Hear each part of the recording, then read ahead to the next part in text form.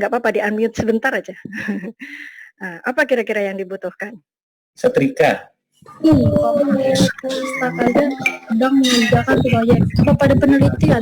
Di komen aja ya, komen aja. Oke, baik. Nah, boleh di-mute lagi. Banyak yang menjadi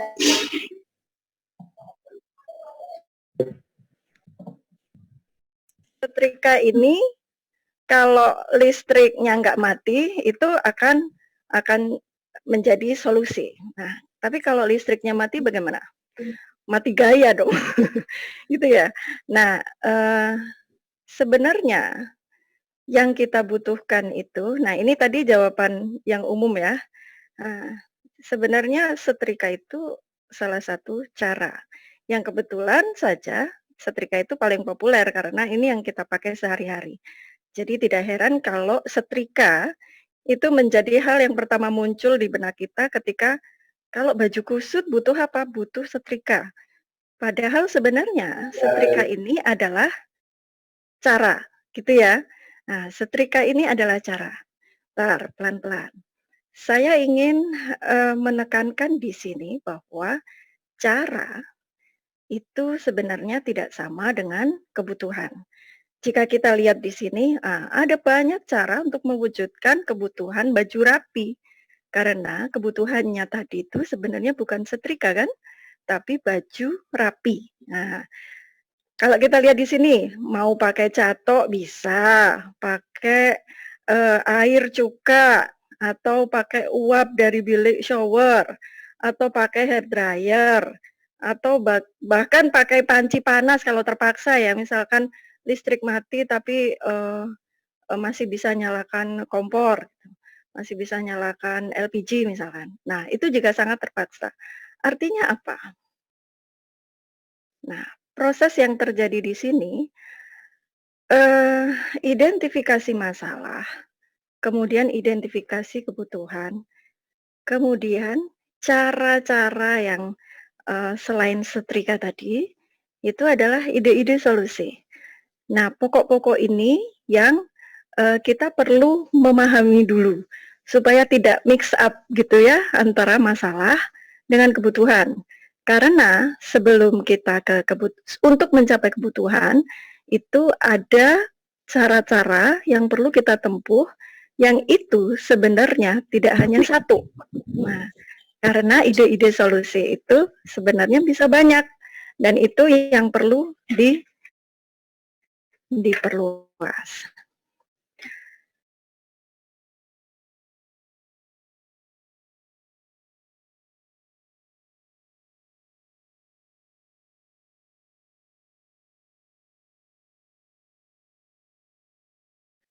Jadi itu tadi adalah teori mereka mengenai proses kreatif yang terjadi pada 11 perusahaan besar pada saat itu. Ada yang di antara yang diteliti itu ada Alessi, perusahaan homeware yang berasal dari Italia, ada Lego, kalau Lego semuanya kayaknya sudah kenal ya, perusahaan mainan dari Denmark, kemudian Microsoft, Starbucks, dan beberapa di antaranya lainnya. Nah, UK Design Council menyimpulkan bahwa ternyata prosesnya itu hampir sama semua. Proses kreatif yang terjadi itu hampir sama. Mereka menyebutnya double diamond process. Jadi ada fase pertama, discover, di sini behavior led design research, kemudian ada proses define, kemudian ada proses develop, kemudian ada proses deliver. Kenapa double diamond? Ini sebenarnya untuk menggambarkan proses berpikir divergen. Nah, ini kan mencari cara sebanyak-banyaknya ya, konvergen. Kemudian divergen dulu, kemudian konvergen. Sorry. Nah, kita mulai dari yang pertama dulu. Discover. Discover ini adalah fase pertama dalam double diamond ketika suatu proyek dimulai. Pada fase ini ada ide awal atau inspirasi. Nah, di situ. Jadi market research masuk di sini, user research masuk di sini, managing information, nah itu masuk di sini. fase-fase awal ini adalah fase yang lumayan rumit. Nah, karena arah solusi kemana, itu belum ada clue. Sehingga dalam desain itu umum yang disebut dengan fuzzy front end. Nah, kayak gini ya. Jadi ruwet memang ya, ruwet, rumit gitu. Keruwetan yang terjadi di awal proses desain itu seperti masuk hutan, nggak ada petunjuk arah, nggak ada clue, ini siapa yang harus didahulukan, harus bagaimana, siapa pihak yang berkepentingan. Nah, itu masih ruwet di sini. Nah, jadi kalau kita mengalami keruwetan dalam proses desain, itu adalah proses yang normal. Karena, memang sampai Nigel Cross sendiri itu membuat istilah designerly way of thinking. Karena memang, dulunya Nigel Cross itu kan dia design methodologies. Jadi dia, banyak mempelajari tentang metode-metode desain. Nah, dulu sekali tahun 94 di Engineering Design Method, dia membuat skema seperti ini. Jadi ketika ada problem, itu mestinya dibagi dalam sub-sub problem, kemudian menjadi sub-sub solusi, setiap problem diselesaikan masing-masing. Kemudian sub-sub solusi itu dirangkum, dijadikan satu dalam solusi. Nah, sehingga ketemulah solusi untuk menyelesaikan permasalahan tersebut. Tetapi, ini adalah pada engineering design method. Kita temui di banyak, bidang studi itu banyak desain sebenarnya ya. Di teknik mesin ada desain, di teknik elektro ada desain, teknik industri juga ada desain. Nah, apa bedanya desain di engineering dengan desain yang misalkan di sekolah-sekolah desain? Kenyataannya yang dihadapi itu kalau berhadapan dengan manusia, itu ternyata tidak seindah ini gitu. Jadi skenario ini itu ternyata tidak mudah diterapkan. Jadi, seperti ya mungkin kurang lebih seperti yang kita alami saat inilah, menghadapi pandemi Covid itu ya. Kelihatannya itu sederhana, stop penyebaran virus, physical distancing. Nah, tapi menjadi sangat rumit karena ada benturan kepentingan. Terutama, jadi yang kita hadapi itu bukan virusnya, tapi masyarakatnya akhirnya ya. Karena perbedaan tingkat latar belakang, latar belakang, pendidikan, ekonomi, dan sebagainya. Nah, Eee, saya ingin menjelaskan lagi, apa bedanya desain di bidang engineering mungkin ya, di bidang saintifik dengan desain yang akan kita bicarakan ini. Eee, ini, pattern atau pola dasar ketika orang mencari pengetahuan ya, seperti ini. What plus how, terus result. Jadi baik secara deduksi, itu untuk memprediksi hasil, atau hasilnya sudah ada, "Oh ini kok, sakit, kenapa?" Nah, membuat hipotesis secara induksi seperti itu. Nah, di desain itu agak berbeda, karena yang sedang kita bicarakan, what plus how, di sini yang menjadi penting itu adalah menurut Kisdorf, ini adalah value. Nah, value di sini, kalau what plus how-nya jelas, value-nya misalkan, saya perlu yang unik pokoknya. Nah, misalkan seperti itu ya, ini contohnya begini, yang unik contohnya. Nah, ini desain dari mahasiswa desain produk nih, perhiasan dari arang tahun 2019. Jadi dia mengkombinasikan dengan resin, seperti itu. Jadi what-nya itu jelas, ini arang. Saya bagaimanakan supaya punya value yang, meningkat, supaya dia tidak lagi, valueless gitu ya. Nah, supaya ada nilainya. Jadi dia membuat eksperimen bagaimana supaya arang ini cukup kuat karena dia sudah ringan ya. Jadi untuk perhiasan itu bisa dipakai, perhiasan kan harus ringan supaya mudah dipakai. Nah, ini salah satu contoh kalau what plus how-nya jelas. Kemudian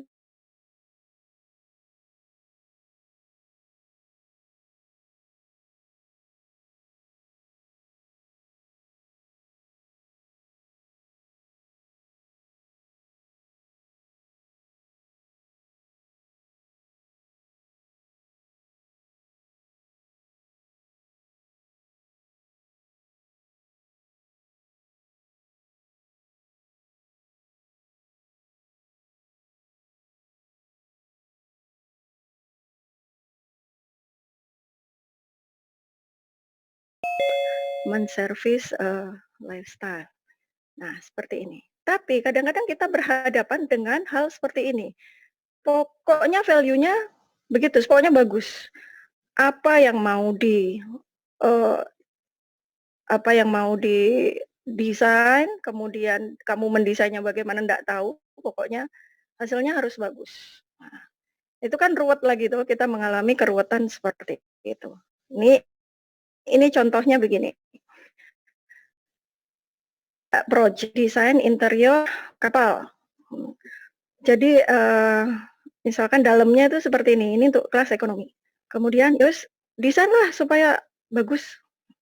Nah, tapi supaya bagus itu kan kata yang sangat umum ya, sehingga bagus itu maksudnya bagaimana? Kan tidak bisa kita langsung, "Oh ya sudah kalau gitu wall-nya ini, dindingnya ini diberi dekorasi aja, atau furniture-nya itu dibuat pakai ornamen-ornamen atau pakai bahan apa." Kan nggak bisa langsung seperti itu juga gitu kan.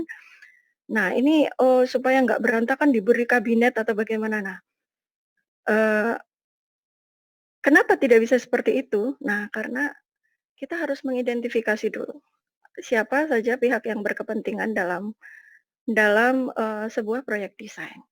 Nah, dalam hal kapal itu tadi mungkin ada manufaktur, nah kompetitor di mana, sehingga posisi kita di mana, dan mungkin banyak pihak yang tidak tertulis di sini yang juga terkait dalam suatu proyek desain. Nah, yang membedakan design thinking dengan proses desain yang lain adalah empasis dia pada user. Jadi dalam design thinking, user itu menjadi fokus ya, menjadi fokus utama. Nah, masalahnya user ini kan kebanyakan manusia, ya kan? Lah, manusia itu masing-masing orang aja udah beda gitu. Beda generasi, beda behavior. Nah, sehingga ini saya juga ingin menjelaskan bahwa dalam ideo design thinking, nah ideo itu sebuah biro konsultan desain di Amerika, di Palo Alto, yang jadi design thinking itu sebenarnya istilah yang sudah lama muncul di literatur tentang desain. Sejak tahun 70-an itu juga sudah ada. Tetapi menjadi booming, menjadi banyak dipakai ketika Tim Brown dan IDEO David Kelley, Tom Kelley itu sering menggunakannya dalam forum-forum bisnis.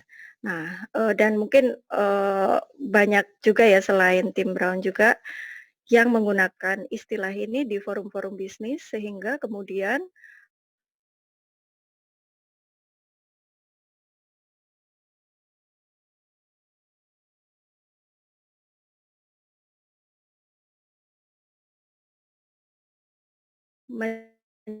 menjadi banyak dikenal.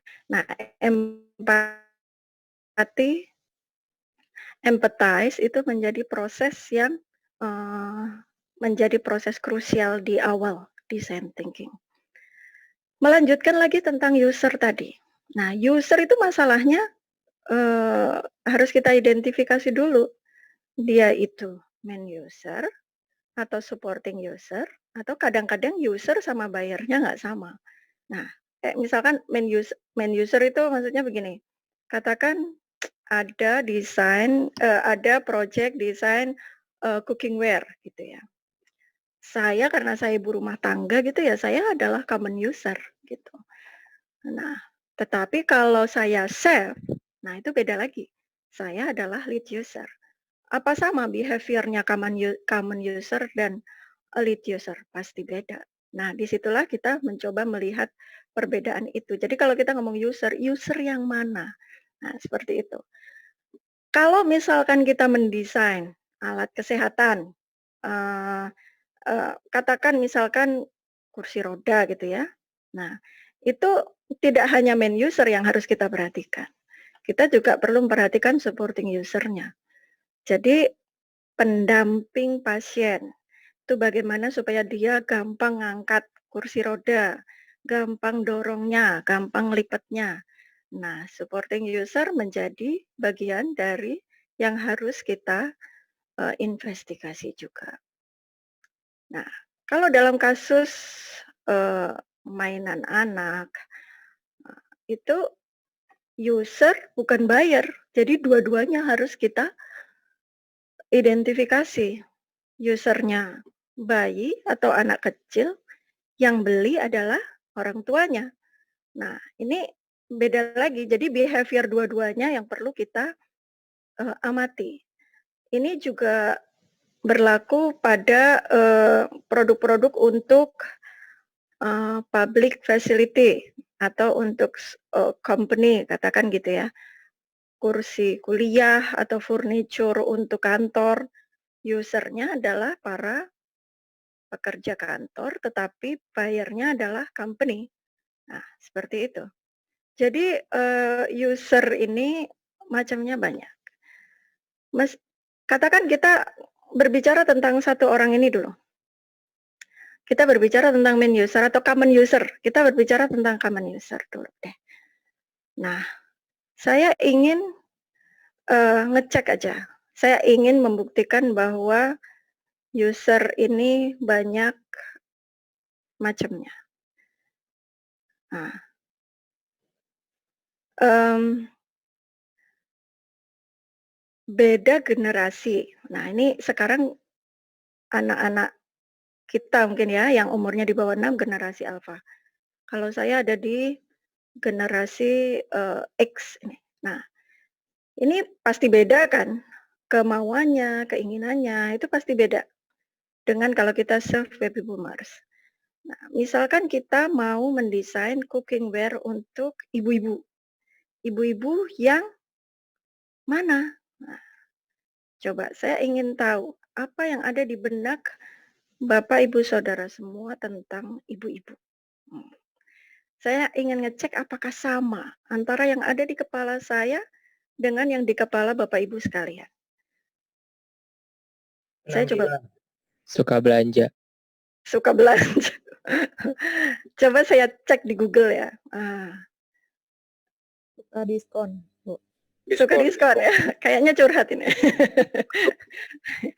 Ya, kalau saya cek di Google, nah ini tadi yang mana kira-kira yang ada di benak, Bapak Ibu tadi? Ibu-ibu yang mana ini? Apakah semua ibu pasti suka berdandan? Ya. Apakah semua ibu pasti suka diskon? Apakah semua ibu itu pasti rapi, jali gitu? Apakah semua ibu cerewet? Misalkan gitu ya. Mungkin sebagian besar iya sih. Nah, tapi karena macam-macam ibu ini ternyata banyak, itu kita perlu membuat kesepakatan. Sekarang kalau kita membuat cookingware, kalau ini untuk semua ibu, itu berbeda dengan saya membuat cookingware ini untuk supaya kita punya nilai inovasi tertentu. Itu biasanya paling mudah, itu kita menyasar pada satu, pasar tertentu yang spesifik gitu. Nah, misalkan pada salah satu ibu yang ada di sini gitu ya, misalkan yang ini misalkan. Nah, Alan Cooper itu kemudian membuat yang namanya metode persona.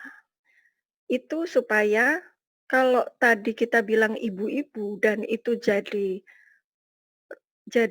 bias karena yang ada di kepala banyak orang tentang ibu-ibu itu berbeda, sementara kita mau mendesain sesuatu yang spesifik, ini ibu-ibu generasi X Artinya apa, kalau generasi X itu dia sudah bukan ibu muda lagi, ibu yang sudah stable lah. Nah, misalkan seperti itu ya, yang anak-anaknya mungkin sudah SMA gitu. Nah, itu berbeda dengan ibu-ibu muda seperti itu.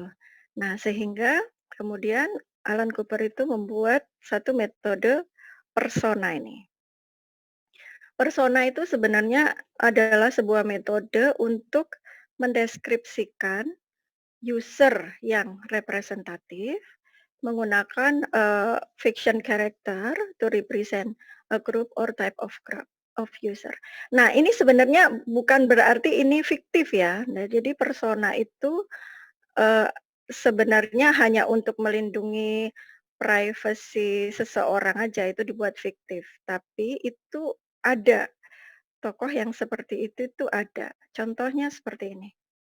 Kita kembali ke kasus interior kapal untuk kelas ekonomi tadi. Ini untuk melayani rute domestik antar pulau Bali, Surabaya. Ternyata diperoleh hasil seperti ini. Jadi ternyata setelah dilihat penumpang itu terdiri dari 4 golongan besar. 50% itu adalah keluarga. Kemudian 10%-nya couple gitu ya. 7%-nya adalah backpacker. 20%-nya adalah truck driver. Nah, yang sisanya lain-lain. Nah, jadi ini adalah 4 golongan besar. Dia sudah mulai menemukan, oh oke, usernya adalah 4 golongan besar ini, gitu. Nah, kemudian dia buat persona. Persona itu seperti ini. Jadi ininya memang fiktif, tapi sebenarnya tidak ada bedanya kan, 23, 24 itu hampir sama. Ini hanya membantu kita punya kesepakatan, kita itu mau men-serve siapa. Karena kalau kita pelajari di sini interest-nya dan aktivitasnya, kita akan bisa memprediksi orang seperti ini itu lebih suka kenyamanan ekstra atau dia lebih suka adventure. Nah, apakah dia keberatan misalkan tidur di tempat yang alasnya tidak empuk. Nah, misalnya seperti itu. Nah, itu kita bisa lihat preferensi dia dari personanya. Ini adalah hasil wawancara juga sebenarnya dari user beneran gitu ya, dari user yang ada. Tapi kemudian dibuat dalam bagan persona seperti ini itu untuk memudahkan kita membayangkan gitu ya. Yang akan kita serve nanti itu orangnya seperti apa. Berakhir dengan rekomendasi desain interior kapal penumpang kelas ekonomi yang disesuaikan untuk penumpang dengan keberagaman psikografi. Jadi ini masih work in progress, jadi masih belum bisa saya sampaikan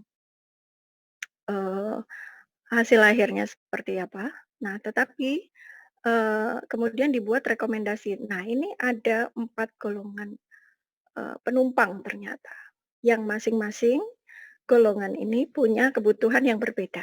Nah, sehingga perlu dipenuhi kebutuhannya disesuaikan dengan persona masing-masing golongan, seperti ini. Nah, pada kenyataannya ketika mengamati user, itu sebenarnya adalah sebuah proses yang agak panjang. Jadi ini proses yang biasa terjadi dalam design research. Kita harus tahu dulu urutannya sebelum dia, misalkan ini tentang membuat alat gitu ya. Sebelum dia membuat alat, ketika dia membuat alat, dan setelah dia sebelum dia menggunakan alat, ketika dia menggunakan alat, dan setelah dia menggunakan alat, itu apa yang terjadi. Nah, itu kita lihat dulu urutannya. Kemudian setelah kita mendapatkan urutannya, kita melihat, frekuensinya. Apa pekerjaan yang paling sering dilakukan atau mana pekerjaan yang paling, sedikit dilakukan. Nah, kemudian ini yang menarik. Disinilah biasanya, eee, peluang inovasi itu terjadi. Apa aktivitas yang paling sulit? Paling sulit ya, dan yang ini paling sebenarnya nggak sulit, tapi membutuhkan tenaga ekstra atau membutuhkan waktu yang lebih panjang. Nah, gitu ya, the hardest atau yang paling sulit atau yang the longest. Di sini ini kita, perlu lebih dalam menggali pengalaman pengguna karena di sini ini kita bisa mendapatkan insight, eee, kira-kira kebutuhan user itu yang bagaimana. Termasuk ini, potensial failure ini. Mmm, ada nggak permasalahan safety, permasalahan keselamatan, dan permasalahan keamanan. Nah, itu semua adalah peluang-peluang inovasi.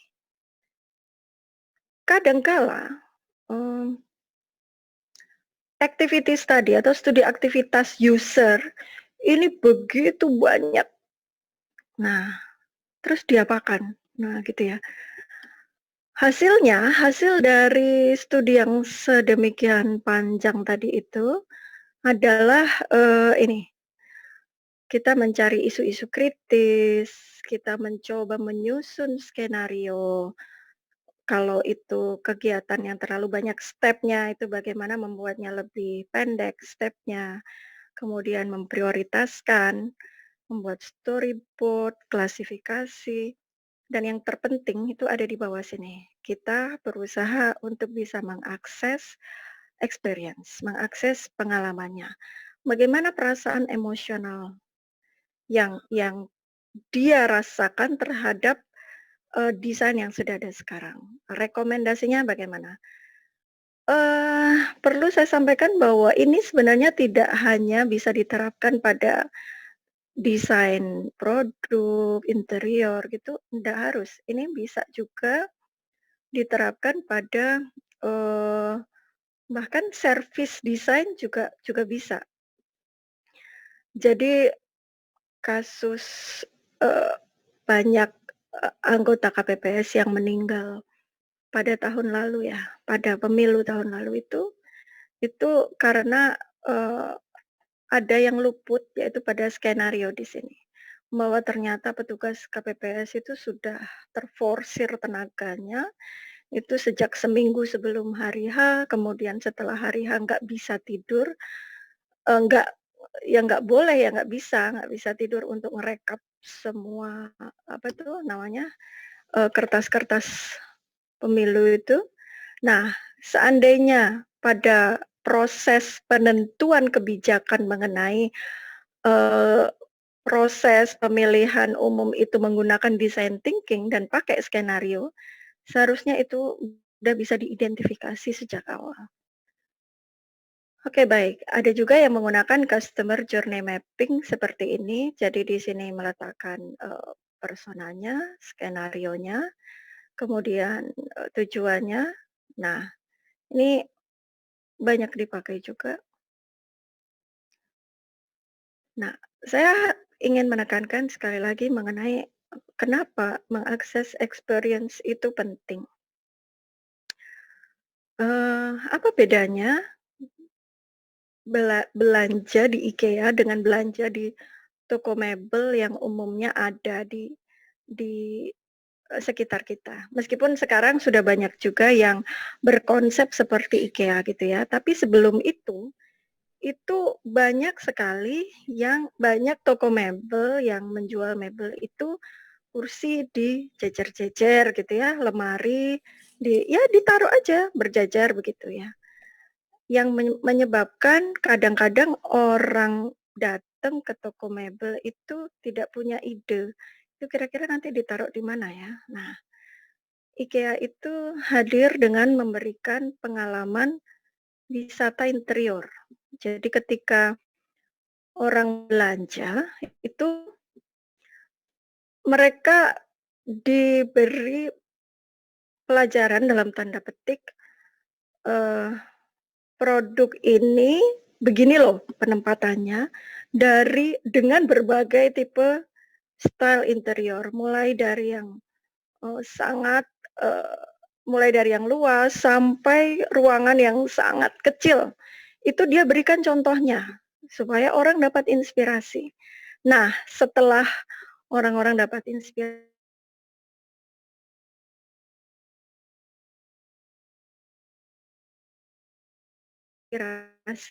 dicatat mana yang ingin dibeli good warehouse-nya. Ambil sesuai dengan, catatan tempatnya tadi di mana.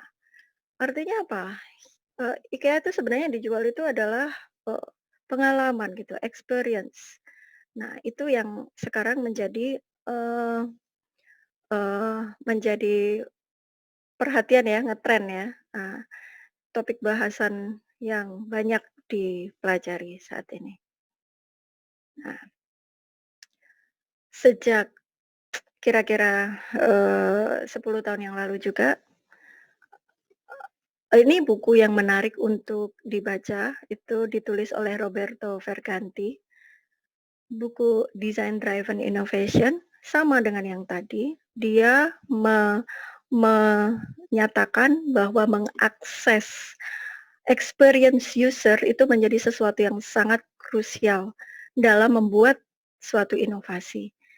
Di bukunya itu salah satu yang dia sebut itu adalah Ar Artemide gitu ya, perusahaan lampu di Itali yang dalam proses desainnya, jadi tidak hanya melibatkan engineer, desainer, tapi juga melibatkan banyak disiplin ilmu yang lain, termasuk di antaranya adalah sutradara teater. Nah, jadi dia punya banyak sekali, eee, interpreter kebutuhan manusia gitu ya, kebutuhan user. Kenapa kok sutradara teater dijadikan, konsultan dalam desain lampu? Itu karena si sutradara teater itu biasa mengkondisikan sebuah adegan. Jadi ketika dia ingin supaya suasananya bersemangat, itu bagaimana ambience warna cahaya itu harus dibuat. Ketika ingin suasana yang, eee, kalem, tenang, itu ambiennya bagaimana? Nah, jadi kan sebenarnya cahaya itu tentang warna gitu ya, warna warna cahaya dan intensitas.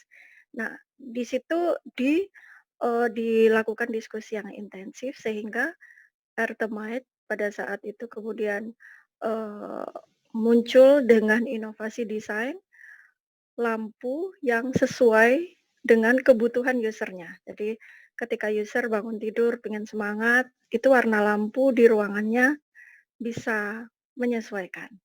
Nah, jadi ini adalah contoh bahwa accessing experience menjadi sesuatu yang krusial dalam design thinking. Ada banyak metode sebenarnya dalam mengerti konteks, ada ethnographic design, ada cultural props, dan lain-lain. Ini nanti bisa dipelajari kalau Bapak Ibu atau saudara sekalian mengambil eee, bidang pasca sarjana Innovation Design Management di Magister Manajemen Teknologi ITS, karena ini nggak seru ya kalau nggak pakai workshop gitu. Nah, jadi saya berikan sekilas saja. Nah, tentang skenario misalkan, itu ini skenario yang sangat, simpel, maksudnya belum detail ya, karena nantinya ketika kita akan mendesain sesuatu atau melakukan apa itu namanya, ketika kita memprediksi tentang alur sebuah sistem, itu Pertama memang global. Ini global dulu. Ini adalah contoh skenario sepeda elektrik untuk para komuter di kota besar. Nah, ini jadi ada si desainernya ini membuat desain sepeda elektrik. Sebelumnya tidak pakai sepeda elektrik. Kalau pakai sepeda elektrik, bagaimana kalau dia naik mobil? Oh, dia naik mobil berarti sepeda elektriknya dimasukkan ke dalam mobil, kemudian dikeluarkan dari mobil karena biasanya mobilnya itu parkir di tempat yang agak jauh dengan stasiun MRT,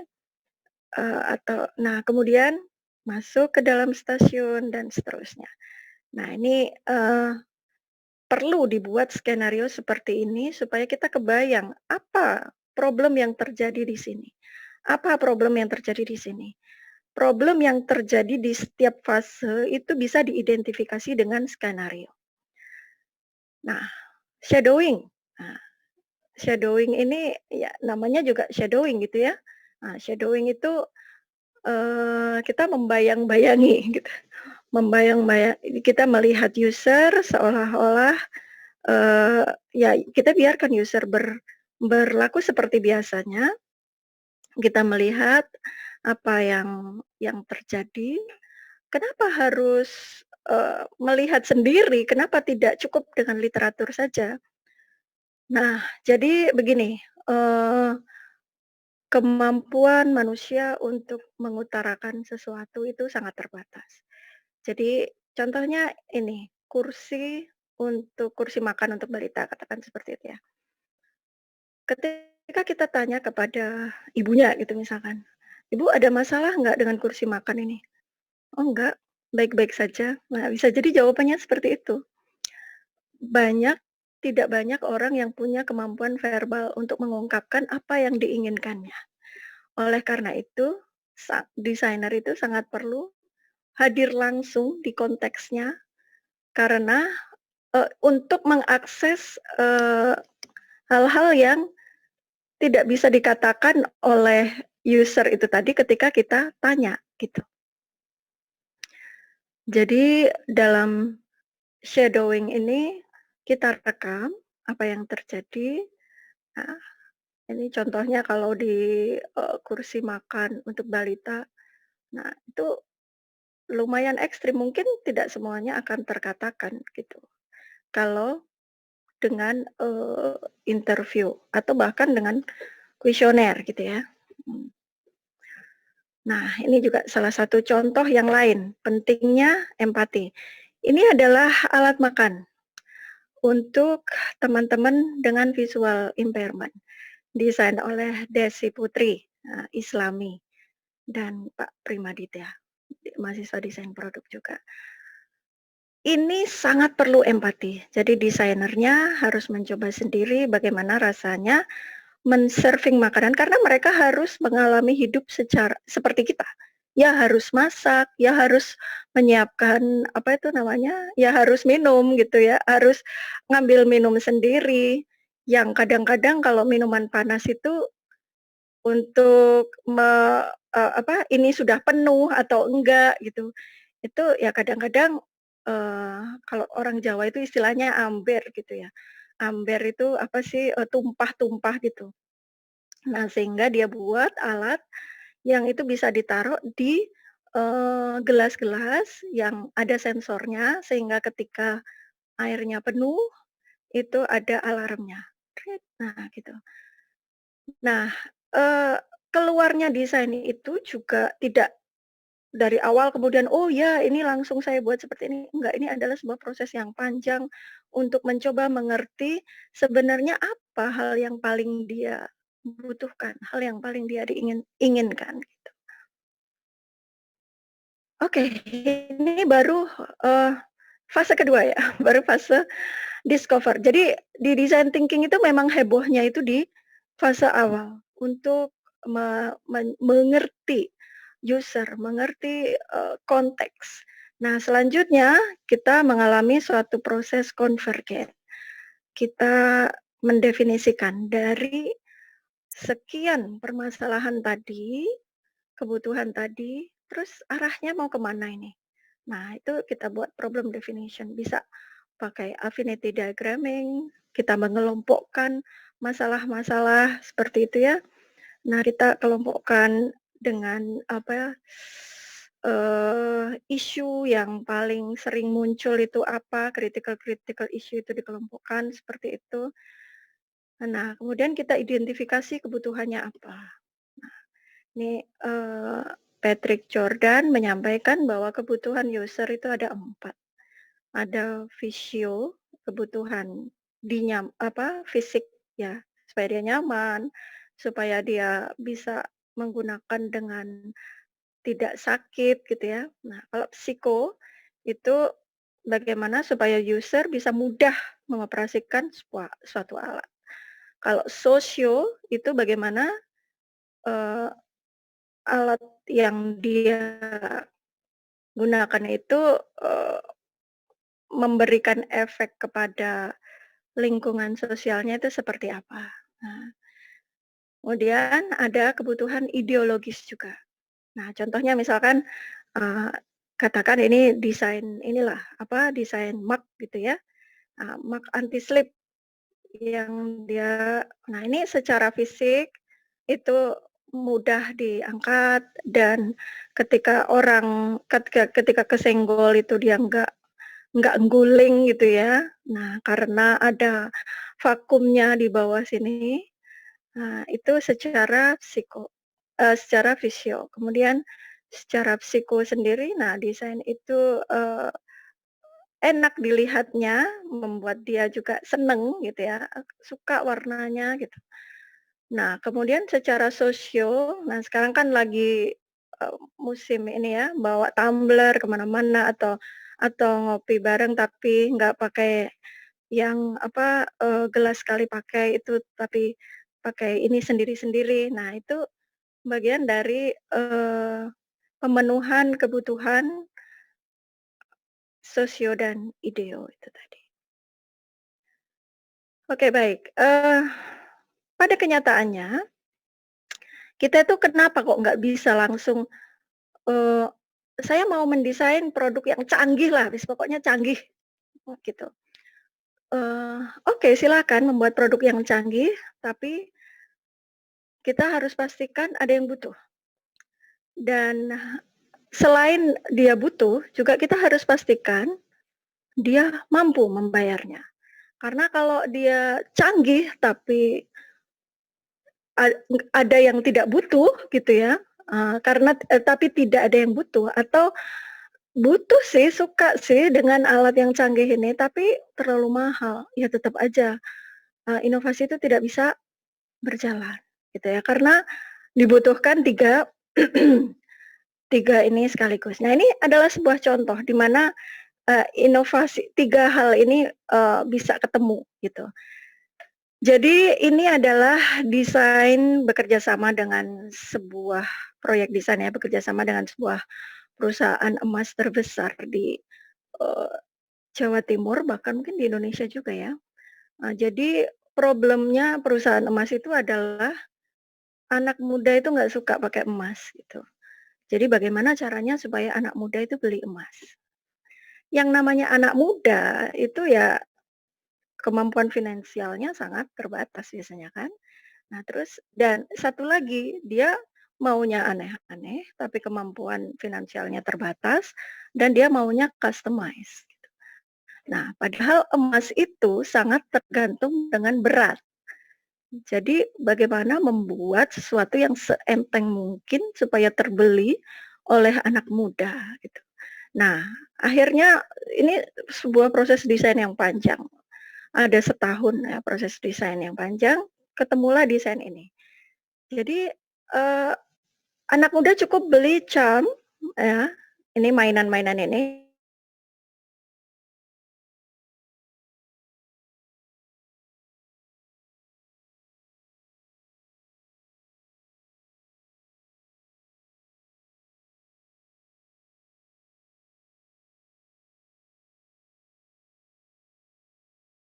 silahkan aja dia bisa beli secara bertahap dan dia bisa pakai itu sebagai gelang, sebagai cincin, sebagai kalung dengan berbagai model. Nah, Itu adalah contoh desain yang punya inovasi, punya keunikan, tetapi, cocok juga dengan daya beli si user-nya gitu ya. Nah, baik, jadi sekali lagi, inovasi itu baru bisa jalan kalau 3 hal ini ketemu. Eee, jadi orangnya pengen, desirability, kemudian teknologinya memungkinkan, feasibility, dan, secara bisnis menguntungkan. Nah, jadi viability. Ini menjadi, sebuah ketentuan ya, hal mendasar supaya inovasi itu, bisa berjalan. Hah, jadi sekali lagi kenapa, technocentric view of innovation less sustainable kadang canggih itu menarik, tapi tidak selamanya. Nah, sangat tergantung, sekali lagi sangat tergantung dengan usernya. John Maeda memperingatkan bahwa teknologi membuat hidup kita jadi full, tapi kadang-kadang terlalu full gitu ya, uncomfortably full. Baik, ini waktunya masih ada 10 menit. Eh, ini saya hanya ingin menyampaikan bahwa kegiatan ekonomi itu sudah berubah kan dari industrial manufacturing ke knowledge creation and service delivery. Nah, ini yang menyebabkan inovasi itu seperti yang tadi saya sampaikan itu tidak hanya pada produk-produk fisik seperti yang contoh-contoh saya tadi. Pada kenyataannya desain itu sekarang juga diterapkan di sosial gitu ya, diterapkan juga di bisnis gitu. Nah, sebelumnya desain itu ada di sini. Jadi mendesain sculptural object gitu ya, mendesain patung, in lifestyle magazine atau di museum. Nah, kemudian memperbaiki dikit-dikit, ngasih ornamen gitu, terus memberikan ya satu minor design gitu. Itu design doing, tactical seperti itu. Nah, itu kita perlu mengarah ke design thinking. Design thinking itu arahnya lebih ke strategik. Jadi, tantangan untuk membuat ide untuk sebuah proses pengembangan, yang tidak hanya pada studio-studio, studio desain ya maksudnya ya, tapi, eee, di berbagai bidang secara interdisiplin. Nah, disinilah kemudian setelah satu problem itu jelas, oke, kita akan mendesain gelas khusus untuk visual impairment person gitu misalkan. Nah, kita buat berbagai idenya. Nah, di situ sudah mulai ada langkah divergen lagi, tetapi di fase ini sudah lebih terarah. Sudah jelas bahwa yang akan kita desain adalah gelas. Dan untuk apa? Untuk ngecek sensor, untuk memberikan alert kepada visual impairment person supaya dia tahu bahwa ini sudah, full atau enggak. Nah, kayak gitu.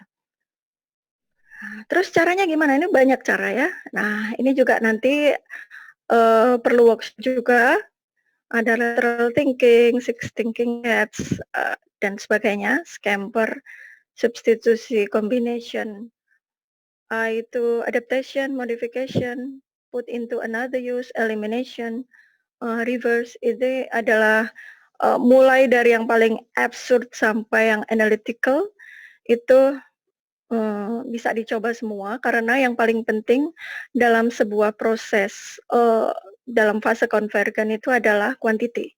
Ya, sebanyak mungkin ide-ide yang kita koleksi gitu. Nah, berikutnya terakhir deliver. Ya, di situ ada fase prototyping, selection, and mentoring. Mentoring itu maksudnya ya kita biasanya bikin manual guide, bikin caution, meskipun kita berharap produk itu perlakukan seperti ini, seperti kita berharap produk ini diperlakukan hati-hati, tapi kita tidak pernah tahu manusia bisa memperlakukannya dengan berbagai cara, gitu ya. Nah, sehingga tetap perlu ada kayak manual guide, caution, seperti itu. Nah, apakah selesai? Belum. Nah, karena proses design thinking adalah proses yang non-linear. Jadi, muter-muter terus seperti ini ya, iterasi seperti ini. Setelah jadi prototipe, oh ternyata masih belum memuaskan, ulangi lagi. Nah, masih sama. Tim Brown juga mengatakan seperti itu. Jadi, design thinking adalah proses yang sirkular, iteratif, seperti itu. Nah, contohnya ini aja. Ini sedikit saja sebelum waktunya habis. Kayaknya tidak ada yang salah kan? Nah, tapi kalau kita lihat skenarionya ya, biasanya kalau kita mau mandi, yang kita nyalakan apa? Nah, ini dulu kan ya. Nah, air perlu dinyalakan. Terus ketika kita ngambil sabun, itu airnya nyala atau mati? Karena untuk menghemat air itu dimatikan. Nah, tapi tangan itu sudah kadung ada sabunnya ini. Nah, terus sudah selesai menyabuni badan, nah nyalakan airnya itu menjadi masalah. Karena ini itu dibuat licin, tidak ada grip sama sekali di sini. Nah, ini pengalaman pribadi, saya alami sendiri. Nah, itu menyebabkan ini air ya, mengeluarkan air itu menjadi proses yang tidak mudah. Nah, ini seharusnya tidak perlu terjadi kalau skenarionya itu dipikirkan. Sehingga yang saya lakukan adalah ambil anduk, dikeringkan dulu tangannya, baru nyalakan air lagi. Nah, itu adalah salah satu contoh pentingnya membuat skenario dalam proses desain. Oke, jadi nature design thinking tidak ada satu cara terbaik dalam prosesnya. Ini buku yang saya juga rekomendasikan untuk dibaca. Ini sebenarnya buku populer, ringan kok bacanya, Tim Brown. 2009 udah lama. Jadi overlapping spaces rather than a sequence of orderly steps. Jadi iterasi, fokus pada user dan fokus pada experience. Demikian dari kami. Terima kasih telah mengikuti kuliah tamu pada hari ini. Baik, terima kasih banyak Bu Elia atas sharingnya pada kita semua. Saya kira tadi itu adalah materi yang sangat menarik. Saya sendiri dan mungkin banyak audiens ini tidak punya latar belakang desain, tetapi saya kira pemikiran-pemikirannya banyak yang bagus untuk kita terapkan di dalam kehidupan kita sehari-hari. Jadi kalau kita mungkin taunya barang itu sudah jadi, sudah siap kita pakai begitu ya, tapi ternyata proses yang terjadi di hulu itu bisa cukup rumit begitu ya, supaya menyesuaikan dengan kebutuhan kita masing-masing gitu. Betul.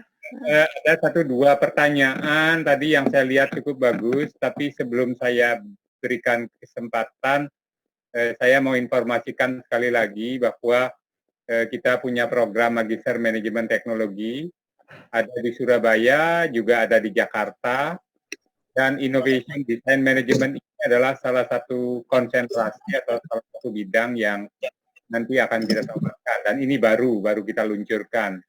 Jadi barangkali ada di antara audiens atau saudara-saudaranya yang nanti tertarik untuk mengambil, silakan bisa di sini yang ada di bawah itu, serta ada nomornya.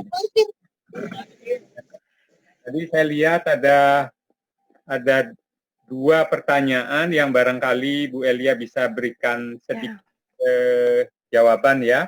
Yang pertama tadi ada Pak Nur Rahman Saleh bertanya tentang hubungan antara design thinking dengan value engineering. Pak Nur Rahman Saleh masih ada di sini enggak? Masih gabung dengan kita? Masih standby, Pak. Oh, masih standby. Masih ya. Ada tanggapan itu pertanyaannya. Hubungan antara desain. Iya, baik. Ya, Bu. Ya, baik. Terima kasih Pak Nur Rahman atas pertanyaannya. Jadi design thinking itu, value engineering itu kalau nggak salah analisis ini ya Pak ya, analisis value dalam, dalam engineering gitu ya. Nah, jadi design thinking itu tidak bisa, berdiri sendiri memang. Jadi ada proses-proses yang dia membutuhkan hasil riset pasar dan hasil riset dari, bidang, manufaktur atau dari bidang-bidang yang lainnya juga. Ini terutama pada saat pada fase-fase ketika mengukur visibility itu tadi ya. Jadi kita sudah tahu nih dalam design thinking ini kebutuhan user itu seperti ini. Nah, tapi kebutuhan itu kita harus buat levelingnya. Ada kebutuhan yang menjadi prioritas pertama, prioritas kedua, prioritas ketiga. Kemudian kita, bandingkan dengan, kemampuan teknologinya gitu, kemampuan engineering dari misalkan, kita sudah membuat beberapa desain, kemudian kita match-kan dengan, user itu tadi, dengan, user needs itu tadi. Nah, itu bisa menggunakan dengan di situlah diperlukan, kecocokan antara value engineering dengan design thinking. Nah, itu pun juga terjadi proses iterasi. Mungkin seperti itu ya, Pak Nur Rahman ya? Pak Nyoman. Baik, Bu. Terima kasih. Baik. Ada satu lagi, ini pertanyaan tadi dari Bu Ani Purwani. Adakah cara untuk mengukur bahwa desain itu fit untuk user? Kira-kira mengukurnya bagaimana? Ada Ibu, jadi pertama ada usability testing juga. Nah, jadi memang dalam fase terakhir, iterasinya itu kita cobakan, kita misalkan pada beberapa user kita berikan skenario, "Bu, Ibu, saya minta untuk nyalakan mesin cuci," misalkan seperti itu ya.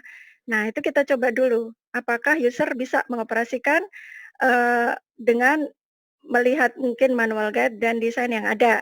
Nah, itu jadi itu diukur.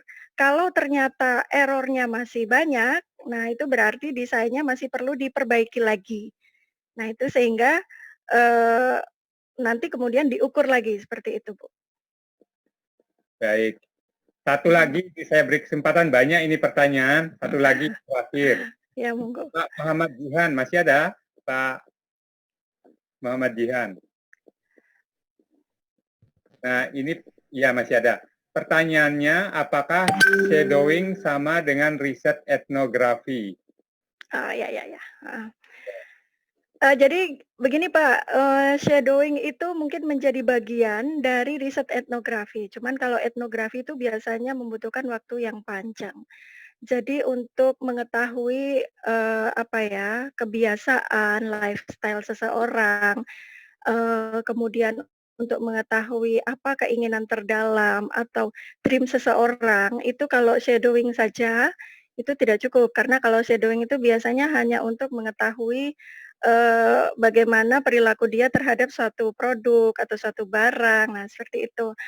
Memang dalam etnografik, desain itu mengandung shadowing ya, tapi etnografik itu sampai kita, eee, ikut dalam kehidupan seseorang dalam waktu yang agak lama. Nah, itu, untuk mengetahui ya itu tadi, apa, kira-kira preferensi seseorang atau, nilai-nilai yang dianut oleh seseorang. Nah, itu bisa diketahui dari etnographic design. Tetapi kalau shadowing saja yang tidak etnografik itu mungkin, hanya bisa mengakses, ya perilaku seseorang terhadap suatu suatu produk atau mungkin aplikasi. Nah, mungkin seperti itu, Pak Nyoman.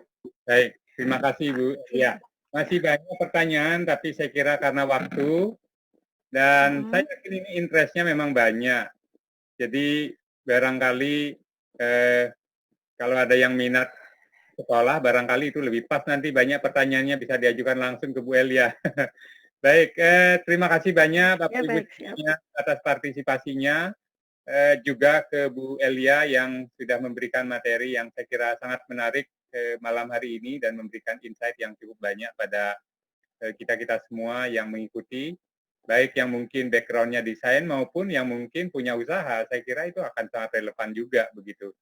Baik, demikian kita akan akhiri acara lecture, public lecture pada malam hari ini. Semoga semuanya bisa kembali ke tempat masing-masing dengan sehat dan bisa mengikuti acara-acara yang lainnya, termasuk juga mungkin lecture-lecture berikutnya yang kita sediakan. Terima kasih Bu Elia dan semuanya. Terima kasih. Terima kasih, selamat malam. Selamat malam. Terima kasih, Bu. Sama-sama. Terima kasih banyak, Bu.